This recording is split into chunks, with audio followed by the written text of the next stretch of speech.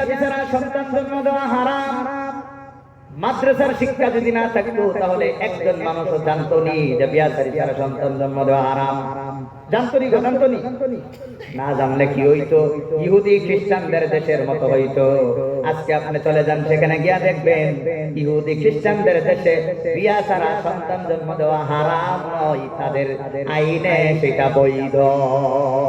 এই জন্যই 60-70% মেয়েরা বিয়া শাদীর আগেই সন্তানের মা হয়ে যায়। এই সন্তান গোনার রেজিস্ট্রেশন করা হয় বাবার নামে নয়, মায়ের নামে। বার্থ সার্টিফিকেটও বাপের নাম নাই, মার নাম আছে। কারণ কি? এই বাচ্চা তার বাপকে জন্ম দূরের কথা, বাচ্চা যেই মার পেটের থেকে হইছে এই মাই জানি না তার জামাই কেনা। কারণ এই মহিলা একদিন এক পুরুষের সাথে রাত্রে সময় কাটাইছে জঙ্গল, আরেকদিন আরেক পুরুষকে লইয়া সময় কাটাইছে ক্লাবে, আরেকদিন আরেক পুরুষ লইয়া সময় কাটাইছে হোটেলে, আরেকদিন আরেক পুরুষ লইয়া সময় কাটাইছে আপনার পার্কে, আরেকদিন আরেক পুরুষকে লইয়া সময় কাটাইছে আপনার রাস্তাঘাটে। কোন দিন কোন পুরুষের মাধ্যমে তার পেটের মধ্যে সন্তান আসলো, শিশু সন্তান জানবে দূরের কথা, তার মায়ও জানে না।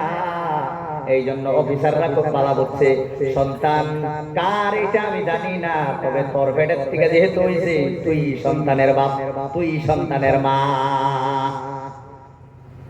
কোরআনের টাচ না রাখলে দেখছেন কি হয়? আমরা স্কুল কলেজ ইউনিভার্সিটি কইরাও জানি হারাম, কিন্তু তারা জানে না কেন? তারা কোরআন পড়ছেও না, কোরআনের গুগল আইছেও না, সও লাগছে না। বাতি এনে করে শৈল্য জ্বলে না উপরে জ্বলে, এনে করে দেখা যাকে এই বাতির লাইটের ছোঁয়া লাগছে, এনে করে লাগছে না নাই? এলে কি আইনের হাউস জানা হয়েছিল? আসলে তো এনে করে শৈল্য লাগছে নাই, লাইট হলো উপরে লাইট কে আপনাদের শৈল্য পড়ছে, এলে কি এই লাইটের ফসল কে পড়ছে কারণে আইনের হাউস জানা হয়েছিল। ঠিক মাদ্রাসার মধ্যে বিয়া শাদী ছাড়া সন্তান জন্ম দেওয়া হারামের এই কথাটার বাতি জ্বলে মাদ্রাসায়, এই বাতি গিয়া লাগে আমাদের মুসলমান স্কুল কলেজ ইউনিভার্সিটি লেখাপড়া করা মুসলমান ছেলে মেয়েদের অন্তরে। কথা বলেন ঠিক কিনা? এই ছোঁয়া লাগছে কারণে কবি রয়েছেন যে হারাম। এই জন্য মাদ্রাসা না থাকলে মানুষ মানুষ হয়ে থাকতে পারে না। কিছু মানুষ আছে না নাই, বিয়া শাদী ছাড়া গার্লফ্রেন্ড আর বয়ফ্রেন্ড লয়ে ঘুরে। তারা কি বিয়া শাদী ছাড়া গোড়াগাড়ি করা কি মানুষের গুণ না জানোয়ারের গুণ? কোন কোন? এক কুকুরের নির্দিষ্ট কোন কুকুরনি আসেনি, এক কুকুরনির নির্দিষ্ট কোন কুকুর আসেনি, এক হাড়ের নির্দিষ্ট কোন গায়ে আসেনি, এক গায়ের নির্দিষ্ট কোন হাড় আসেনি। তাহলে বিয়া শাদী ছাড়াই তারা যেভাবে চলে, কিছু যুবক ভাইয়েরা বর্তমানে এই রোগে আক্রান্ত। বিয়া শাদী ছাড়াই গেই পছন্দ হয়েছে, 1-2 আশির মাধ্যমে সম্পর্ক, ইজাব কবুলের মাধ্যমে না, আশি আর নিটকানির মাধ্যমে সম্পর্ক হয়ে গেছে।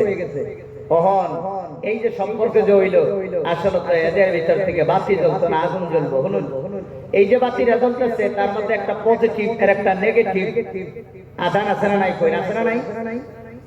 এখন যে মেইন তারের থেকে যে এই তারটা আনছে, তারে রেখি কাপড় ছাড়াই আনছে না কাপড় ভিন্দাই আনছে?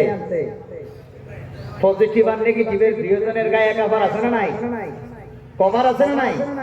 এই কভার দিয়া সেট করে আইন না হলদার লাগানির ঘরে আগুন জ্বলছে না বাতি জ্বলছে? বাতি জ্বলছে। অহন যদি এই মেইন তার দুইটা যদি এক লগে জোড়া লাগাইয়া দেওয়া হয়, অহন কোন বাতি জ্বলবো না আগুন জ্বলবো? কি জ্বলবো? আগুন জ্বলবো। তা ঠিক বিয়া শাদী হওয়ার পরে, ইসলামিক মতে বিয়া শাদী হওয়ার পরে যদি স্বামী স্ত্রী ঘরে থাকে তাহলে ঘরে বাতি জ্বলবো, অনেক সন্তান হইব। আর যদি এই ঘরের মধ্যে আমার আগেই পথে ঘাটে রাস্তাঘাটে পার্কে আর বাগানে আর জঙ্গলে যদি একত্রিত হয়ে যায় দুই তার, তাহলে কোন বাতি জ্বলবো না, মহা আগুন জ্বলবো। অহন সমাজের মধ্যে কিছু কিছু জায়গায় না, প্রায় সব জায়গায় বাতি জ্বলে না আগুন জ্বলে। লেখাপড়া করবার গিয়ে আর ক্লাসে যায় না, আগুন জ্বালানি ব্যস্ত হয়ে যায়। শীতের দিন তো খারাপ হইতেছ। অহন কোন এই যে বিয়া শাদী ছাড়া সন্তান জন্ম দেওয়া হারাম কথাটা একমাত্র মাদ্রাসার কিতাবে আছে। এই জন্য মাদ্রাসা যতদিন থাকবে ততদিন আমরা মানুষের মতো জন্ম হব। মাদ্রাসা যেদিন বন্ধ হবে, স্কুলের সিলেবাসে এই কথা নাই।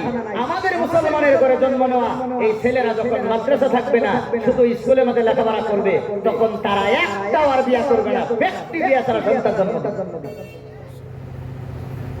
তখন আর মানুষ থাকবে না, জানোয়ার হইব। অহন কই, অহন এই মাদ্রাসার অবদান মনে হয় নাই, না আছে। আমার বাবা, আমার ভাইয়েরা, রাসূল কি জন্য দুনিয়ার মধ্যে এসেছিলেন? আল্লাহ রাব্বুল আলামিন ইব্রাহিম আলাইহিস সালাম দোয়া করেছেন, রব্বানা ওয়া বা'আথ ফীহিম রাসূলাম মিনহুম ইয়াতলু আলাইহিম আয়াতিক। ও গো দয়ার আল্লাহ, তুমি পৃথিবীর মধ্যে আমার বংশ ইসমাঈল আলাইহিস সালামের বংশের মধ্যে এমন একজন নবী পাঠাও, যেই নবী সর্বপ্রথম তোমার আয়াত তেলাওয়াত করবে। সর্বপ্রথম কি করবে বলেন? সর্বপ্রথম তোমার আয়াত তেলাওয়াত করবে। আয়াত মানে কি? কোরআনের আয়াত। কোরআনের আয়াত শিক্ষা দিবে, কোরআনের আয়াত পড়াবে। এই জন্য কেউ যদি দ্বীনের কাজ করতে চায়, কেউ যদি মুবাল্লিগ হতে চায়, দ্বীনের দায়ী হতে চায়, তার এক নম্বর কোয়ালিটি থাকতে হবে, সে যদি শুদ্ধ করে কোরআন তেলাওয়াত করতে পারে, তাহলে তার ইজাজত আছে, সে অন্যকে দাওয়াত দিবে। যদি শুদ্ধ করে কোরআন তেলাওয়াত করতে পারে না, তাহলে সে কোনোদিন নবীর মিশনের দাওয়াত দিতে পারে না। কারণ কোরআন শুদ্ধ করে না বললে আর কোরআন থাকে না, অন্য কিছু হয়ে যায়। উদাহরণ দেই, আল্লাহ সূরা ইখলাসের মধ্যে বলছেন, কুল হুয়াল্লাহু আহাদ। হে নবী, তুমি বলে দাও আল্লাহ একজন। ওহন যদি কেউ কুল বড় কাফের জায়গা যদি কুল হুয়াল্লাহু আহাদ পড়ে, তাহলে কি হইব? কুল হুয়াল্লাহু আহাদ পড়ার অর্থ হইল, নবী তুমি খাও, আমি একজন। আল্লাহ কয় কও, আমি কইলাম খাও। কইন কোরআন কও না খাও? কোরআনও কি আছে? কও আছে না খাও আছে? আছে কও। আমি যে খাও কইলাম, তাহলে এটা কোরআন রইলো, আল্লাহর কথা রইলো না আমার কথা হইলো? তাহলে যে এতটুকু পার্থক্য করতে পারে না, হ্যাঁ দ্বীনের দাওয়াত কিভাবে দিব? এই জন্য সহি শুদ্ধ কোরআন তেলাওয়াত যার নাই, সে দ্বীনের দাওয়াত দিতে পারবে না। এখন বলেন, সহি শুদ্ধ ভাবে, একমাত্র সহি শুদ্ধ ভাবে কোরআন শিক্ষা দেওয়া হয় এলপি স্কুল না শুধুমাত্র মাদ্রাসায়? বলেন, একমাত্র মাদ্রাসায় সহি শুদ্ধ ভাবে কোরআন শিক্ষা দেওয়া হয়। রাসূলের প্রথম মিশন যদি বাস্তবায়িত করতে হয়, তাহলে আমাদের লাগবে মাদ্রাসা। অন্যথায় আল্লাহর কোরআন থাকবে না, কোরআন থাকবে না, অন্য কিছু হয়ে যাবে। এই জন্য রাসূল সর্বপ্রথম কোরআনের তেলাওয়াত করতেন। এই তেলাওয়াত শুনে শুনে অনেক মানুষ মুসলমান হয়েছেন, অনেক দিনের মুসলমান হয়েছেন। কোরআন আরবি ভাষাভাষীর মানুষের শুনে শুনে অনেকেই মুসলমান হয়ে গেছে। কোরআন তেলাওয়াত শুদ্ধ করার